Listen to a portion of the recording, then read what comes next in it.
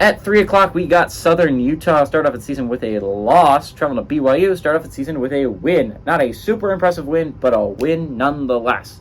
BYU favored by 29.5 points at their...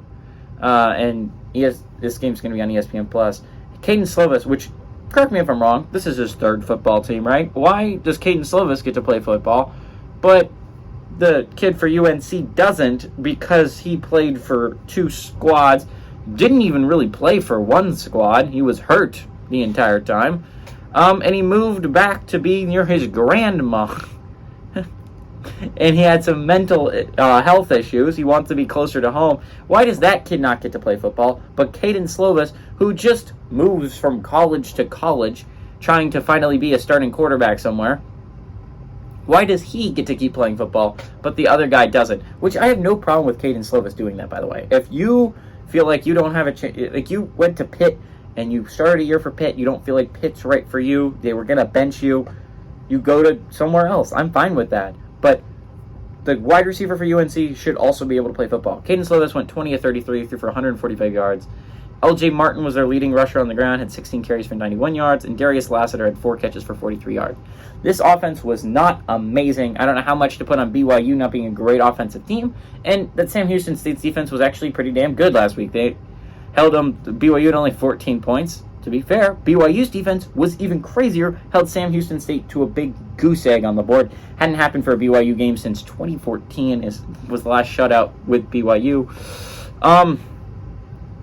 Talking about other teams that had interesting games week 1.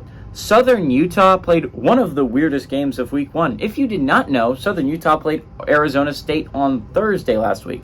It wasn't a high-profile game. No one was super interested in watching it because, again, it's Southern Utah, Arizona State. There was Minnesota. Well, not only was it on ESPN+, which, come on, I mean, not so many people are watching ESPN+. No offense, ESPN+, but Minnesota, Nebraska had an amazing ending. You were probably more interested in that, or Florida, Utah, and then NC State, UConn was going on at the same time. There were plenty of football games to watch, and then you probably just went to sleep, right? Like it was probably 11 o'clock when those games ended. It's bedtime.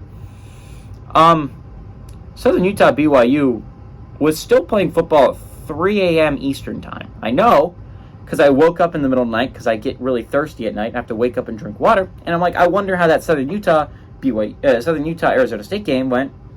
I'll check the score. And I looked at the score, and they were still playing football at 3 a.m. Eastern. That's crazy talk. But Southern Utah almost beat Arizona State. They almost beat that Power 5 squad on the road. They lost 24-21. A field goal. They lost by a field goal to Arizona State. To be fair, BYU is probably better than Arizona State. Caden Slovis is not an awful quarterback. He's not phenomenal, but he's also not awful.